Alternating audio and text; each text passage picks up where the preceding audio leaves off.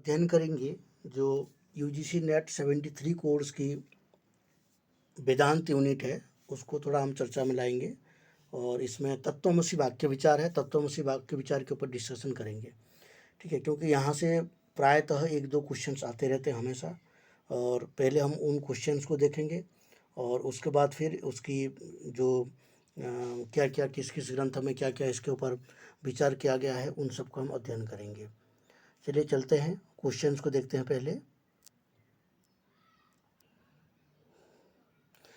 पहले से ही आपको दिया गया है बहुत सारे पीडीएफ के रूप में। ये सारे पीडीएफ आप लोगों को प्रोवाइड किया गया है। जिनके पास नहीं है वो टेलीग्राम से ले सकते हैं, या तो हमारे व्हाट्सएप पर आप व्हाट्सएप करके भी ये सारे पीडीएफ प्राप्त कर सकते हैं। इसमें सभी क्वेश्चंस हैं और वेबसाइट में भी हमने सारे क्वेश्चंस ऐड कर रखे हैं, तो वेबसाइट में भी जाकर के आप प्रैक्टिस कर सकते हैं और सारे क्वेश्चंस को आप वहाँ से अध्ययन कर सकते हैं।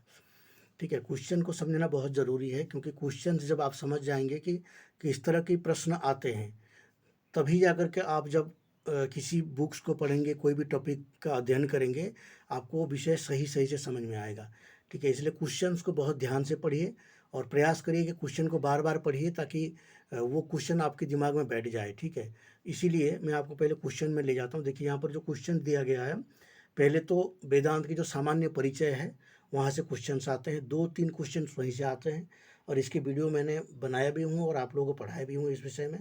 तो जो नहीं देखे हैं उस वीडियो को इस प्लेलिस्ट में जा करके, वेदांत यूनिट में जाकर आप देख सकते हैं उन वीडियो को। सभी वीडियो देखिए, सभी वीडियो बहुत इंपॉर्टेंट होता है हमारे।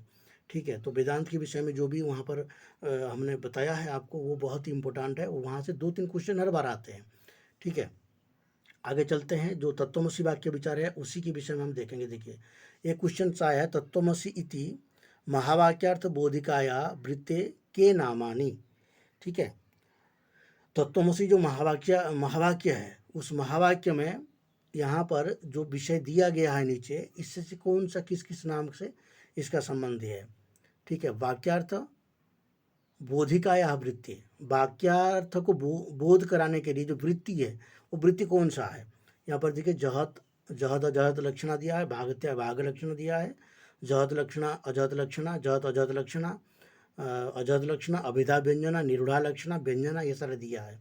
तो जो अभिधा व्यंजना है ये सब तो कहाँ की है, साहित्य की है, परंतु यहाँ जो लक्षणा माना जाता है ये जहत लक्षणा, अजहत लक्षणा और जहत अजहत लक्षण, 3 लक्षण माना जाता है। उसके विषय में हम पढ़ेंगे। उसी को ही भागत्या का लक्षण भी कहा जाता है, पढ़ेंगे डिटेल्स में। ठीक है, अब आगे देखिए और तत्वमसी में क्या आया है।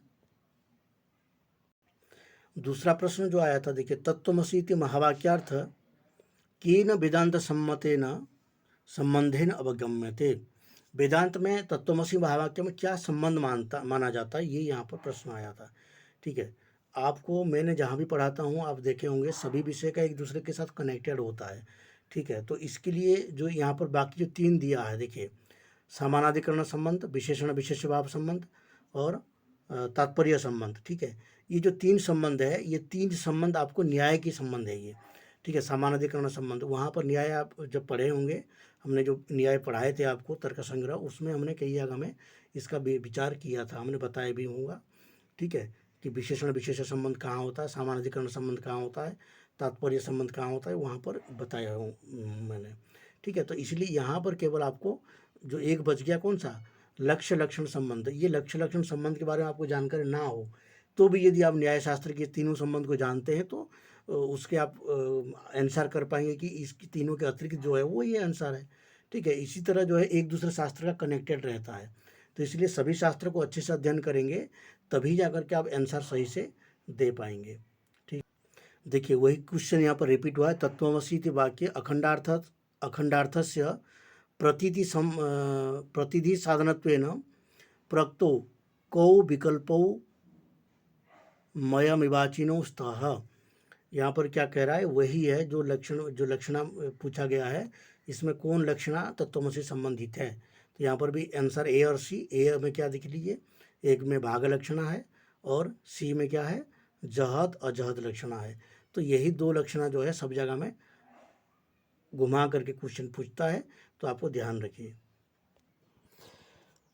अब हम चलते हैं जो वेदांत परिभाषा में तत्वमसी वाक्य विचार के बारे में जो भी डिस्कशन किया गया है, वहाँ पर विचार किया गया है, उनको हम थोड़ा अध्ययन करते हैं, क्योंकि जो अद्वैत वेदांत है, अद्वैत वेदांत वेदांत परिभाषा से ही ज़्यादातर प्रश्न पूछे जाते हैं।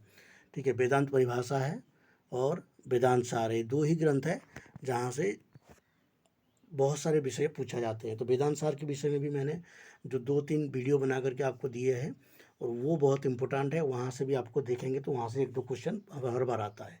ठीक है, अभी भी आप क्वेश्चन जो दिया गया है वो क्वेश्चन आप पढ़िए तो आपको पता चल जाएगा। ठीक है, तो यहाँ पर वेदांत परिभाषा में जो दिया गया है, ठीक है, तो वहाँ पर हम अभी अध्ययन करेंगे तत्वमसि के ऊपर क्या क्या कहा गया है।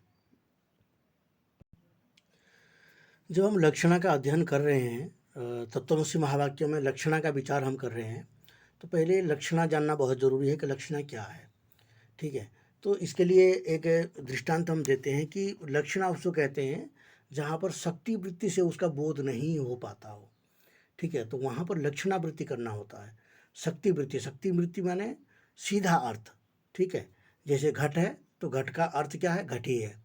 ठीक है, यह घट है, यह घट है कहेंगे तो वहाँ पर लक्षणा की आवश्यकता नहीं है, क्योंकि घट का अर्थ ही घट है, और वहाँ शक्ति वृत्ति से जो हमारे बोध कराने की जो सामर्थ्य है उस पदार्थ में है, तो वो सीधा से बोध हो रहा है, तो घट का अर्थ घटी है, तो वहाँ लक्षणा करने की आवश्यकता नहीं है।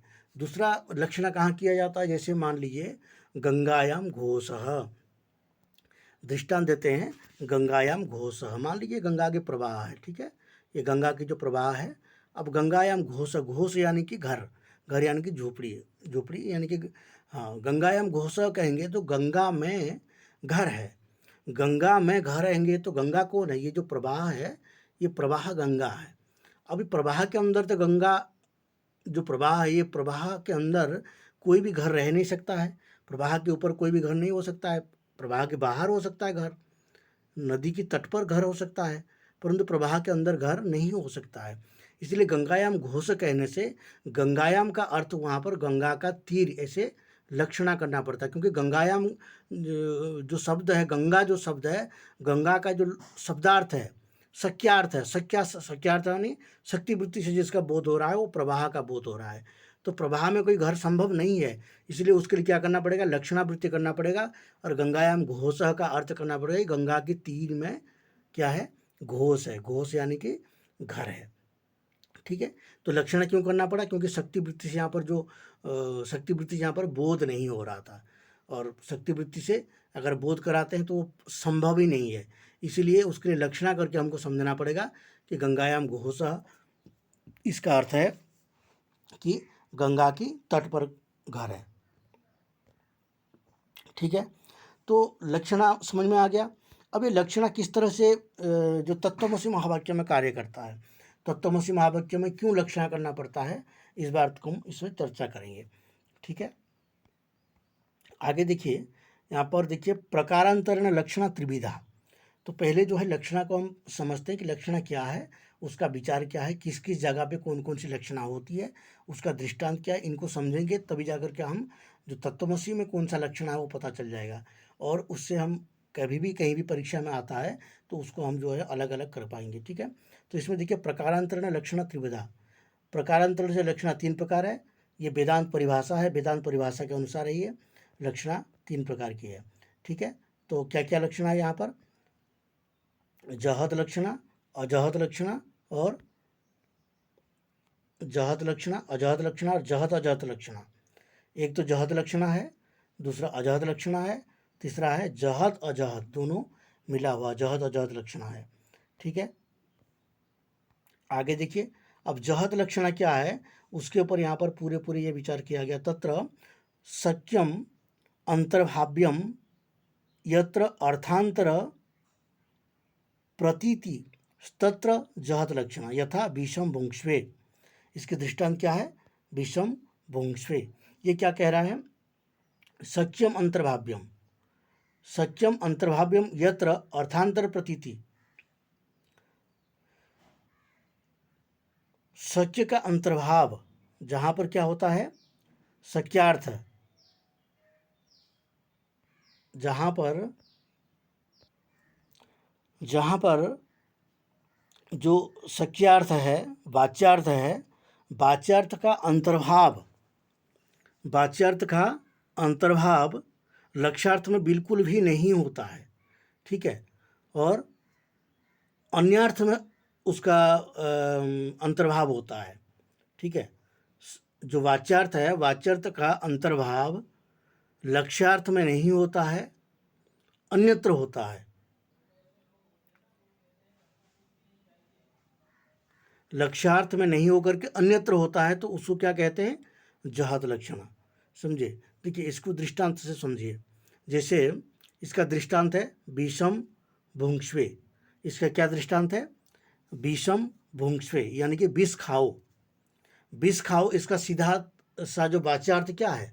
विष खाओ, यानी कि विष का अर्थ विष है और खाओ का अर्थ खा लीजिए, विष खा लो। विष खा लो इसका सीधा अर्थ है, जो शब्दार्थ है, वाच्यार्थ है।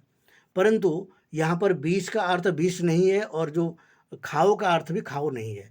भुंक्ष्वे, भुंक्ष्वे माने खा लीजिए, खा लो। तो विष का अर्थ भी यहाँ विष नहीं है और जो भुंक्ष्वे का अर्थ भी यहाँ पर खाना अर्थ में नहीं है। कैसे, मैं बताता हूँ। देखिए यहाँ पर जो दृष्टांत दिया गया है, जैसे मान लीजिए एक गांव में बहुत सारे परिवार रहते हैं, तो दो परिवार है। तो एक परिवार में एक बच्चा है, एक बालक है, मान के चलिए 15 साल के, 15 साल के, 20 साल के, कुछ भी है। उनकी पास में एक दूसरा परिवार रहता है, तो उस दूसरे परिवार ने अपने घर में कुछ भोजन आदि की व्यवस्था की है और वो सभी को निमंत्रण किया है, आमंत्रण किया है, निमंत्रण देकर के बुलाया है कि हमारे घर में आकर के सभी भोजन करेंगे, ठीक है। ये हो गया फर्स्ट, ये हो गया सेकंड। तो इसका जो बालक है, इसका जो लड़का है, ये यहाँ भोजन करने जाना चाहता है इसके घर में, ठीक है, और इस घर में जाके भोजन करना चाहता है और वो अपने माँ से कहता है कि मैं जो है जाके भोजन करूँगा। तो उसकी माँ कहती है विषम भुंक्ष्वे, ठीक है, विष खा लो। इसका अर्थ क्या हुआ?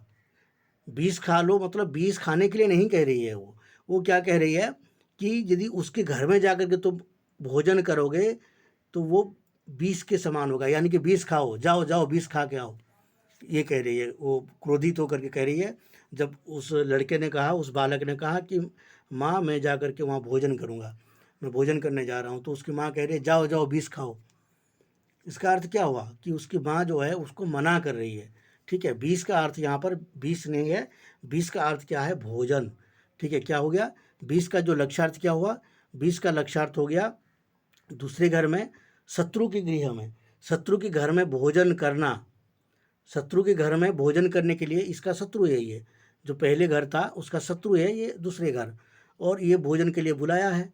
इसकी लड़का जब, इसका बालक जब जाने के लिए कह रही है तो ये मना कर रही है कि नहीं जाओ जाओ विष खाओ कह के उसको क्रोधित होकर कह रही है। तो इसका अर्थ ये नहीं है कि जाके विष खाएगा वो, ठीक है। वो क्या कह रही है? विष खाओ मतलब शत्रु के घर में भोजन मत करो, ठीक है। तो यहाँ पर जो विषम भुंक्ष्वे है, इन दोनों का अर्थ यहाँ पर क्या हुआ?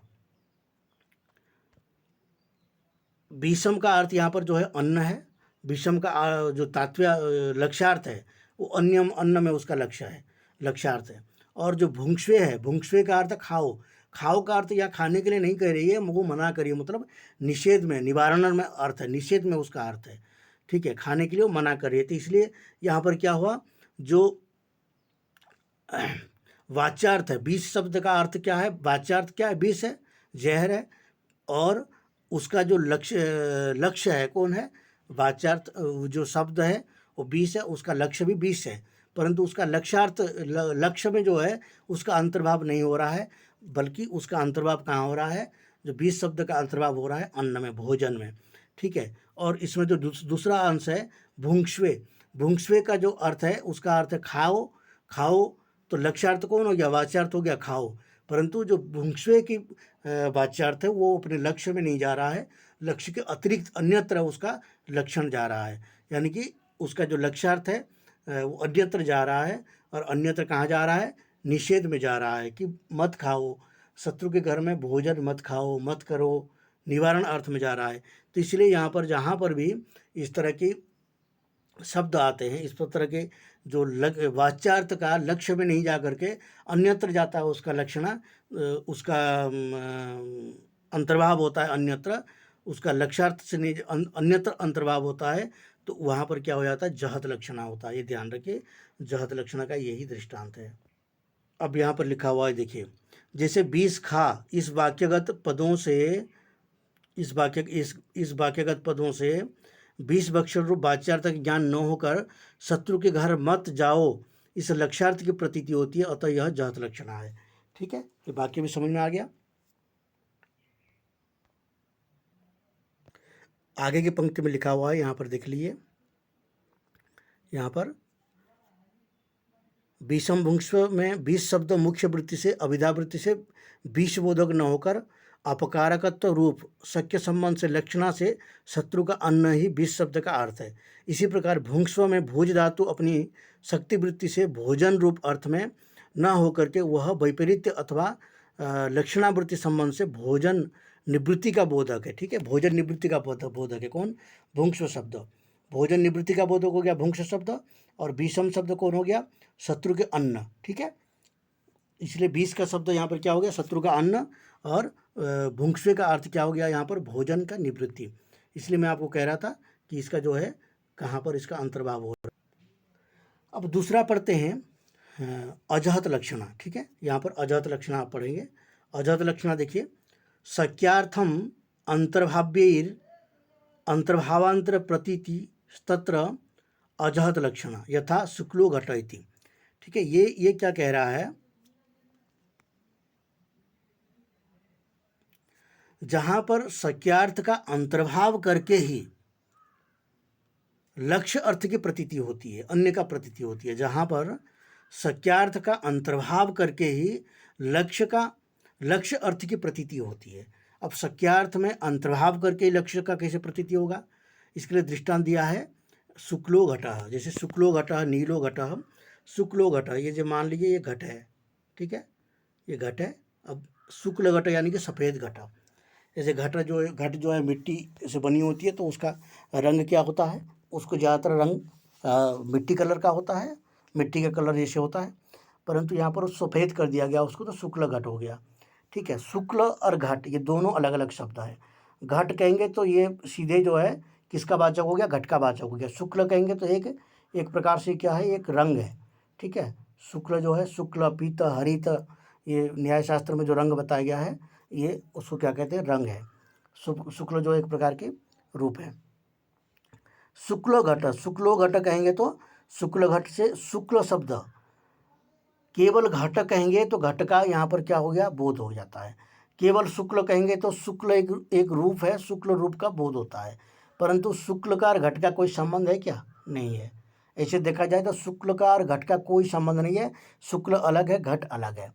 परंतु जब शुक्ल घट कहते हैं तो ये घट तो समझ में आ गया, परंतु शुक्ल शब्द क्या होता है, यहाँ शुक्ल में जो है, शुक्ल शब्द का यहाँ पर कोई भी अन्य, शुक्ल से किसी अन्य वस्तु का बोध नहीं हो रहा है, परंतु घट का ही बोध हो रहा है। ठीक है, यानी कि शुक्ल में शुक्ल का भी अंतर्भाव है, शुक्ल शब्द का जो वाच्यार्थ है उस वाच्यार्थ का भी अंतर्भाव है, और घट का भी यहाँ पर बोध हो रहा है। ठीक है, दोनों हो रहा है यहाँ पर, शुक्ल से शुक्ल का ही बोध हो रहा है और घट का भी बोध हो रहा है। यानी कि केवल घट कहेंगे तो केवल एक घट का बोध होगा, शुक्ल घट का बोध नहीं होगा। मान लीजिए दो घट है, एक नील घट है, एक शुक्ल घट है। जो नील घट होगा, नील घट कहने से मान लीजिए एक नील घट है। ठीक है, अब नील घट कहने से केवल किसका बोध होगा, नील घट का बोध होगा। शुक्ल घट कहने से किसका बोध होगा, केवल शुक्ल घट का बोध होगा। इसलिए शुक्ल और नील ये एक दोनों का भेद कराता है, शुक्ल घट का, नील घट का। केवल घट कहेंगे तो सभी प्रकार के घट का बोध हो जाएगा, परंतु तो अब यदि हम कहेंगे शुक्ल घट ले आओ, नील घट ले आओ, तो नील, शुक्ल और नील के बिना ये बोध नहीं हो सकता है। तो शुक्ल के साथ शुक्ल के वाच्यार्थ का यहाँ अंतर्भाव हो रहा है, और अंतर्भाव होकर के फिर घट का जो है यहाँ पर बोध हो रहा है। ठीक है, इसको इसीलिए इसको क्या कहते हैं, अजहत लक्षणा। ठीक है, जहत लक्षणा में क्या हुआ था, जहत लक्षणा में उसका अंतर्भाव नहीं होकर के अन्य का, वाच्यार्थ में जो शक्ति वृत्ति का वाच्यार्थ में अंतर्भाव नहीं होकर के अन्य का बोध कराता था, इसलिए उसको जहत लक्षणा कहे। और अजहत लक्षणा में क्या हुआ, अजहत लक्षणा में उसका अंतर्भाव होकर के, जहाँ पर शक्यार्थ का अंतर्भाव करके ही अन्य अर्थ की प्रतीति होती है। जो शुक्ल है, शुक्ल क्या है, सख्यार्थ है, सख्यार्थ है, तो इसको अंतर्भाव करके किसका अन्य अर्थ की प्रतीति हो रही है, किसका, घट की प्रतीति हो रही है। ठीक है, शुक्ल घट कहने से शुक्ल का अंतर्भाव करके घट की प्रतीति हो रही है, तो अन्य अर्थ कौन हो गया, घट हो गया, शुक्ल नहीं है। शुक्ल के यहाँ प्रतीति नहीं करा रहे हैं हम, घट की प्रतीति करा रहे हैं। शुक्ल तो अन्यत्र भी था। ठीक है, शुक्ल की प्रतीति नहीं करा रहे, घट की प्रतीति करा रहे हैं, तो शुक्ल अर्थ की अंतर्भाव करके घट की प्रतीति करा रहे हैं। ठीक है, तो इसलिए यहाँ पर क्या हो गया, अजहत लक्षणा हो गया। अत्र ही शुक्ल शब्द स्वार्थ शुक्ल गणम अंतर्भाव्यैर एव तद्वती द्रव्य लक्षणया वर्तते। ठीक है, तो इस प्रकार की जहाँ पर दृष्टांत आएगा तो समझ लीजिए कि वो जो क्या है, अजहत लक्षणा है। ठीक है, अब आगे चलते हैं नेक्स्ट में, और थोड़ा सा इसको यदि स्पष्ट करेंगे एक वैदांतिक शब्दों में। ठीक है, जैसे शुक्ल घट कहने से शुक्ल गुणवान घट है। ठीक है, शुक्ल, शुक्ल क्या है, शुक्ल गुण से, शुक्ल घट कहने से शुक्ल का यहाँ पर जो शुक्ल रूप है वो शुक्ल रूप का यहाँ ग्रहण नहीं हो रहा है, बल्कि उसका अंतर्भाव करके हम शुक्ल गुण वाला, शुक्ल रूप वाला जो घट है उसका हम यहाँ पर ग्रहण करें। ठीक है, जो शुक्ल गुण है, शुक्ल गुण वाला जो घट है उसका यहाँ पर ग्रहण हो रहा है। ठीक है, तीसरा है जहद अजहद लक्षणा। ठीक है, तीसरा क्या है, जहद अजहद लक्षणा। देखिए, यत्र ही विशिष्टवाचक शब्द एक देशम विहाय एक देशे वर्तते तत्र जहद अजहद लक्षणा। अब जहद अजहद लक्षणा कहाँ होता है, ठीक है, जहद अजहद लक्षणा कहाँ होता है, एक देशम विहाय एक देशे वर्तते। ठीक है, इसके लिए दृष्टांत देते हैं, एक देशम विहाय एक देशम वर्तते। जैसे मान लीजिए एक दृष्टांत देते हैं, सोयम देवदत्ता। ठीक है, सोयम देवदत्ता, सोयम देवदत्ता का अर्थ है वह देवदत्त है, ये वही देवदत्त है। यानी कि मान लीजिए आपने देवदत्त नामक एक आपके मित्र है, या फिर आप एक देवदत्त नामक किसी विद्यार्थी को जानते हैं जो वाराणसी में रहता था। आप वाराणसी गए थे, पिछले साल वाराणसी गए थे, वहाँ पर आपने मिले थे देवदत्त से। ठीक है, देवदत्त से आपने मिले थे कहाँ पर, वाराणसी में। अब वह देवदत्त जो है आ गया है आपकी शहर में, आप ऋषिकेश रहते हैं, हरिद्वार रहते हैं, या फिर आपकी जहाँ पर है। ठीक है, वो देवदत्त कहाँ आ गया है, आपके शहर में। तो आपने उसको देखा और कहा कि सोयम देवदत्त स अयम देवदत्त, ये जो देवदत्त है ये वही देवदत्त है जिसको मैंने पिछले बार देखा था। ठीक है, तो सोयम देवदत्त में मैंने जिस देवदत्त को पहले देखा था, जो देवदत्त को पहले देखा था वह तत्कालीन देवदत्त है। ठीक है, तत्कालीन और तत्स्थान, तत्कालीन देवदत्त है। तत्स्थान तो कह सकते हैं, स्थान तो एक ही भी हो सकता है, पर तत्कालीन देवदत्त है उस काल में, मानी कि 1 वर्ष पहले आपने देवदत्त को देखा था, तो 1 वर्ष पहले की काल है, वो तत्काल देवदत्त है। तत्काल में आप जिस देवदत्त को देखे थे, ये तत्काल देवदत्त अभी है आपके सामने जो है वो प्रत्यक्ष में ये तत्काल देवदत्त है। तो तत्काल देवदत्त और ए तत्काल देवदत्त, ठीक है, दोनों देवदत्त को एक देश में आप देख रहे हैं, एक देश में आप उनको ला करके कह रहे हैं कि वही देवदत्त ये ही है जो मैंने देखा था, जिस देवदत्त को पिछले वर्ष, तत्कालिक देवदत्त ए तत्काल में भी वही देवदत्त है, यानी कि वही देवदत्त है। तो इसमें क्या होता है, देखिए इसमें क्या हुआ,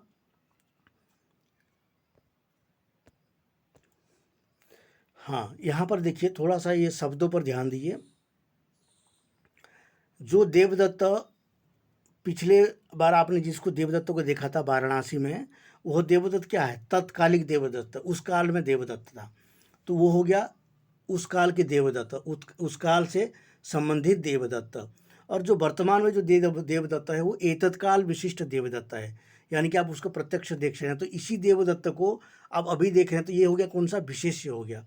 ठीक है, और पूर्व में जो देवदत्त को देखा था, उस देवदत्त को पहचानने के लिए आपने क्या कह रहे हैं कि वही देवदत्त जो मैंने जिसको देखा था, तो ये विशेषण आप अपने लगा दिया। और ये जो देवदत्त मेरे सामने खड़ा है इसको मैंने पहले देखा था, यानी कि वो पहले जो आपने देखा था वो हो गया विशेषण। ठीक है, तो यहाँ पर क्या कह रहे हैं, जिस वाक्य में विशिष्टवाचक शब्द अपने विशेषण रूप एकदेश को, एक अंश को छोड़कर विशेष रूप एक अंश का बोध होता है, वहाँ पर जहद अजहद लक्षणा होता है। ठीक है, यहाँ पर ये भी दे दिया है, जो तत्कालिक विशिष्ट और विशिष्ट पद एतत्कालिक अर्थ है, ठीक है। जो तत्कालिक विशिष्ट और एतत्कालिक विशिष्ट है, जैसे तत्कालिक विशिष्ट यानी कि पहले जिस देवदत्त को आपने देखे थे सो तत्कालिक विशिष्ट देवदत्त है। एतत्कालिक विशिष्ट देवदत्त कौन है? अभी जो आप जिसको देख रहे हैं। तो पहले वाला जो देवता उसको छोड़ करके बोध किसका हो रहा है? अभी की जो देवदत्त है उसका बोध हो रहा है। तो विशेषण रूप जो एक देश है उसको छोड़ करके जो विशेष रूप एक अंश है, देवदत्त तो वही है पर तत्कालिक और एतत्कालिक दो अंश कर दिया गया। दो अंश में जो तत्कालिक जो देवदत्त है वो विशेषण रूप है, उसको छोड़ करके एतत्कालिक जो विशेष रूप देवदत्त है उसको ग्रहण हो रहा है। किससे? वाच्यार्थ से, स्वयं देवदत्त इस दृष्टांत से, ठीक है।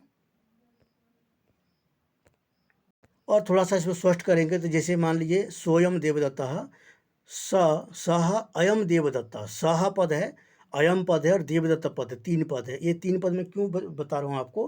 क्योंकि ये तत्वमसी में हम इसको घटाएंगे, ठीक है। सह का अर्थ क्या है? वह, और अयम, अयम मतलब यह, सह और यह, वह और यह देवदत्त है। वह सह जो है वो तत्कालिक विशिष्टता, ठीक है, और अयम जो है यह तत्कालिक है। तो यहाँ पर क्या है? पूर्व काल में जो स्थित सह वो वर्तमान काल में प्रत्यक्ष नहीं हो सकता है, ठीक है। इसीलिए वो प्रत्यक्ष नहीं हो सकता है, यानी कि उस अप्रत्यक्ष को छोड़ना पड़ेगा। उस अप्रत्यक्ष जो पद को, उस अप्रत्यक्ष जो वाच्यार्थ है उसको त्याग करना पड़ेगा। और फिर क्या करना पड़ेगा? अयम देवदत्ता को स्वीकार करना पड़ेगा, यानी कि एक भाग को छोड़ करके एक भाग को स्वीकार कीजिए। तो यहाँ पर क्या हो गया?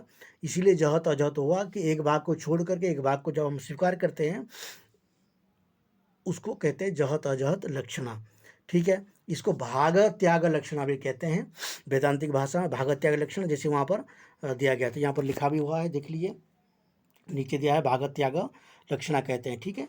जहत अजहत लक्षणा या भाग त्याग लक्षणा कहते हैं। अब चलते हैं हम लोग कहाँ पर? तत्वमसी के ऊपर, ठीक है, तत्वमसी।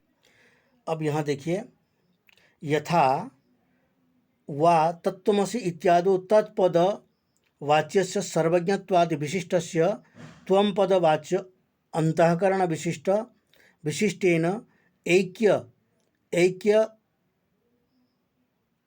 ऐक्य योगादि ऐक्य सिद्ध्यर्थम स्वरूपे लक्षणा इति सांप्रदायिकाः। यहाँ पर क्या कहते हैं कि जो तत्वमसी महावाक्य है, तत्वमसी महावाक्य में भी तीन पद है, तत्वम और असि। ध्यान रखिए, तत्, त्वम और असि, तत्वम असी, ये तीन पद है, ठीक है। ये तीन पद जो है ये शंकर वेदांत के हिसाब से है, अन्य वेदांत में इसका अलग विचार है, माधव वेदांत में इसका अलग विचार है, उसको हम वहाँ पढ़ेंगे। राम राम। माधव वेदांत के बारे में हम अलग से पढ़ेंगे क्योंकि उसका थोड़ा सा विचारधारा अलग है माधव वेदांत की, ठीक है। तो इसलिए हम तत्वमसी को शंकर वेदांत के हिसाब से पढ़ रहे हैं, जो जहत अजहत लक्षणा को मानते हैं। माधव वेदांत में जहत अजहत लक्षणा को नहीं मानते हैं, ये शंकर मत के अनुसार, ठीक है। ये ध्यान रखिए, सभी मतों को हम एक बार डिस्कशन जरूर करेंगे, पर यहाँ पर केवल हम शंकर मत को अभी अध्ययन कर रहे हैं। इसी हिसाब से हम जहत अजहत लक्षणा तत्वमसी मानते हैं। तत्वमसी जो वाक्य, तत्वमसी वाक्य में तत्पद वाच्य, ठीक है, तत्पद, त्वम पद और असि, तत्वम असि, यहाँ पर तीन पद है।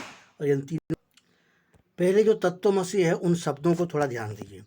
जैसे मैंने कहा अभी, तत्, त्वम और असि, तीन पद है यहाँ पर, तत्वम और असि, ठीक है।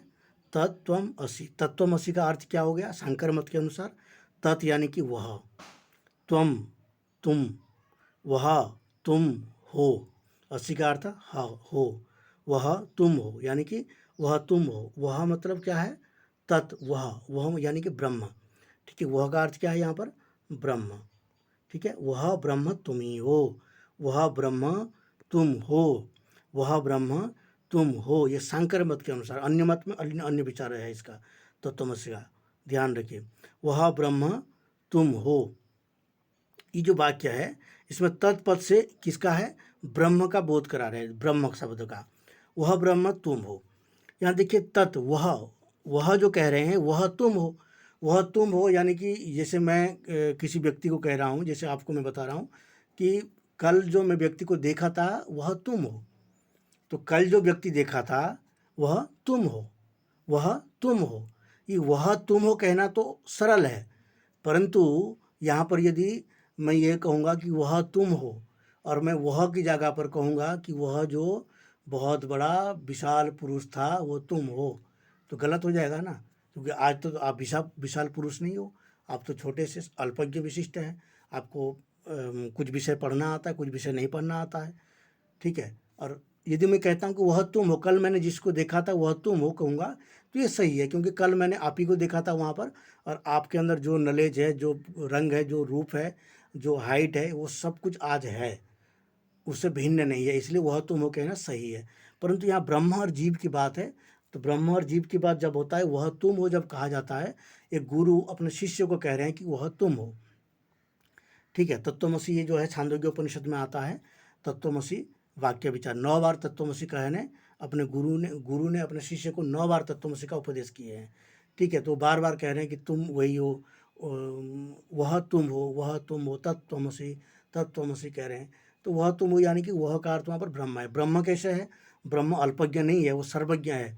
ब्रह्म को सब कुछ पता है, आप जो जानते हो वो भी पता है, जो आप नहीं जानते हो वो भी ब्रह्म को ज्ञान है, ठीक है। सारे सृष्टि की उत्पत्ति स्थिति और लय के कारण ब्रह्म है, और उनको सब कुछ पता है ब्रह्म को। ब्रह्म सर्वज्ञ है, ठीक है, ब्रह्म सर्वज्ञ है। और जीव क्या होता है? अल्पज्ञ होता है।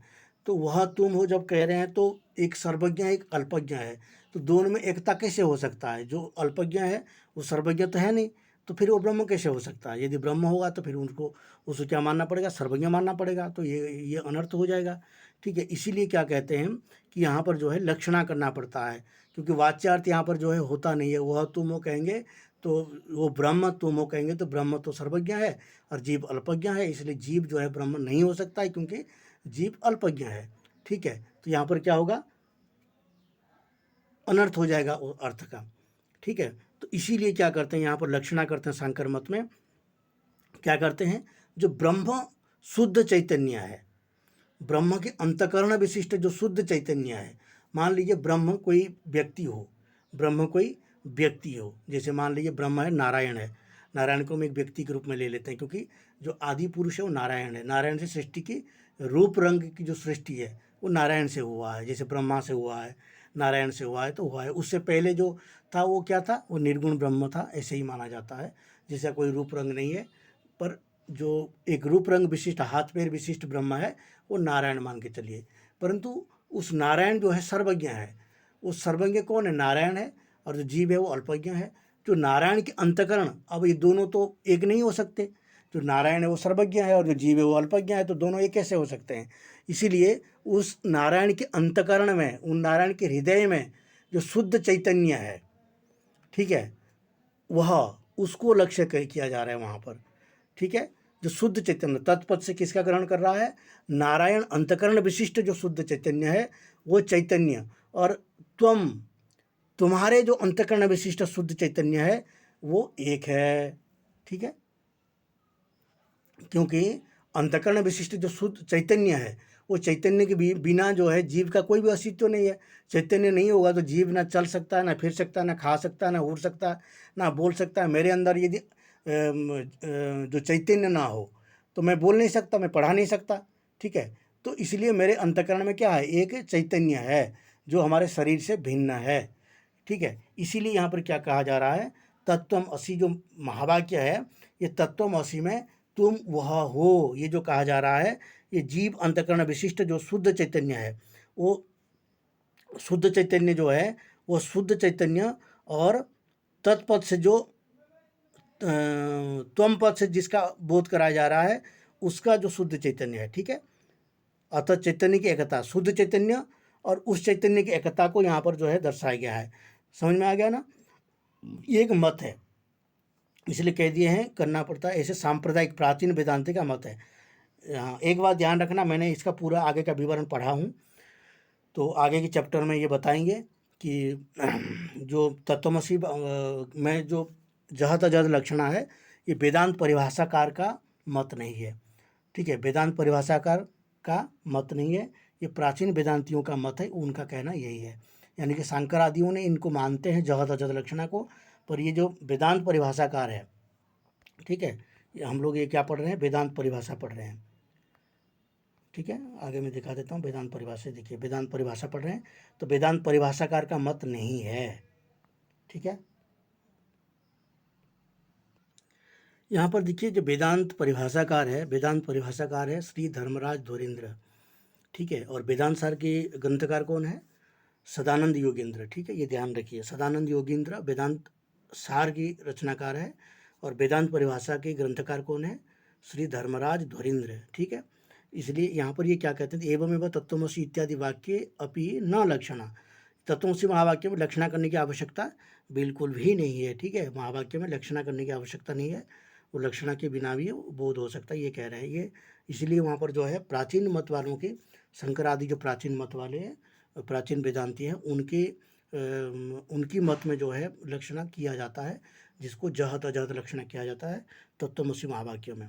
तो यदि कभी प्रश्न आए कि वेदांत परिभाषानुसारम तत्त्वमसि इति महावाक्ये लक्षणा भवति न वा, वेदांत परिभाषाकारानुसारेण लक्षणा भवति न वा। यदि ऐसे प्रश्न कभी आता है कि वेदांत परिभाषा के अनुसार, वेदांत परिभाषाकार के अनुसार तत्त्वमसि महावाक्य में लक्षणा होता है या नहीं होता है, जहत अजहत लक्षणा होता है या नहीं होता है, महावाक्य में यदि प्रश्न आता है तो उसका उत्तर क्या होगा? नहीं होता है। ठीक है, ध्यान रखिए, महावाक्य लक्षण खंडन में आ दिया है एवं एवं तत्त्वमसि इत्यादि महावाक्य भी न लक्षणा, लक्षण नहीं होता है। ठीक है, तो जब लक्षणा नहीं होता है तो क्या होगा? फिर शक्ति वृत्ति से बोध हो जाएगा, इनका कहना यही है। और यहाँ पर इन्होंने स्पष्ट भी किया है, तस्माद पूर्व आचार्यों ने तत्त्वमसि इति वाक्य में जहत अजहत लक्षणा का अभ्युपगमवाद से स्वीकार किया है, ऐसा समझना चाहिए। उन्होंने कह रहा है कि अभ्युपगमवाद से ही इसका स्वीकार किए हैं और लक्षणा के बिना भी इसको लक्षणा की आवश्यकता नहीं है, ये इनका कहना है। ठीक है, फिर आगे प्रश्न आता है कि जो जहत अजहत लक्षणा है इसका फिर घटक कहाँ है, इसको हम किसके लिए इसका उपयोग करें, जहत अजहत लक्षणा।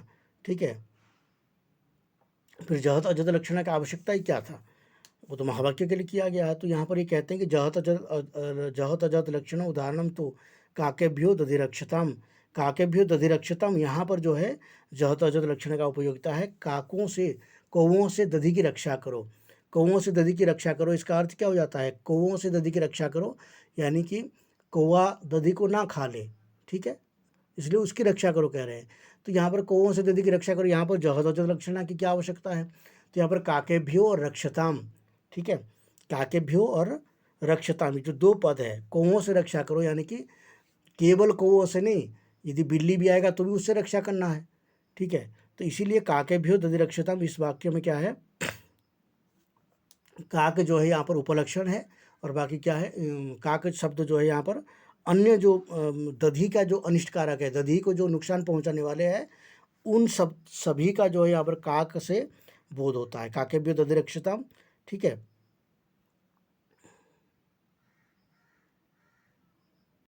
दही को नष्ट करने वाले जितने भी प्राणी हैं उन सभी से दही की रक्षा करने के लिए कहा जा रहा है।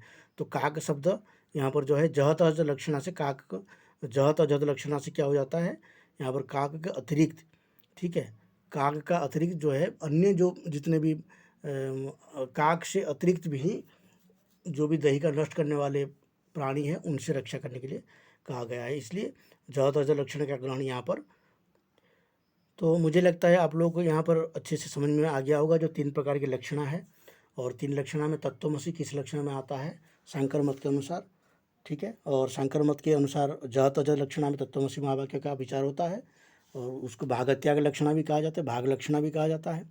और साथ में जो धर्मराज धुरेंद्र है ये उस लक्षणा को नहीं मानते हैं तत्त्वमसि महावाक्य में, ये सीधे जो है उसको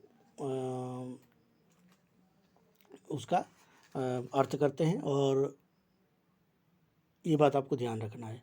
ठीक है, इसको यहीं पर एंड करते हैं। नेक्स्ट में हम लोग अध्ययन करेंगे माधवाचार्य के अनुसार तत्त्वमसि का क्या विचार है। ठीक है, क्योंकि वो मोस्ट इम्पोर्टेंट है और वहाँ से परीक्षा में भी प्रश्न आते, मैंने आपको जैसे प्रश्न दिखाया था। और आपको कोई भी प्रश्न हो तो आप कमेंट्स में लिख सकते हैं, आपका जो भी संशय हो हम कोशिश करेंगे, प्रयास करेंगे कि उसको दूर करने का। और ये सारे नोट्स जितने भी हैं सभी यूनिट्स की नोट्स है हमारे पास, या तो आप टेलीग्राम की लिंक में ज्वाइन कर लीजिए, इसके डिस्क्रिप्शन में टेलीग्राम की लिंक मिल जाएगा, या तो हमारे व्हाट्सएप नंबर पर आपको आप हमें व्हाट्सएप करिए, आपको सारे नोट्स हम प्रोवाइड करवा देंगे, ठीक है। और भी जो भी आपको प्रश्न हो, आप व्हाट्सएप नंबर है, व्हाट्सएप पे आप बता सकते हैं और कॉल करके भी बता सकते हैं। कल जब फ्री होते हैं तो कॉल भी उठा लेते हैं, ठीक है।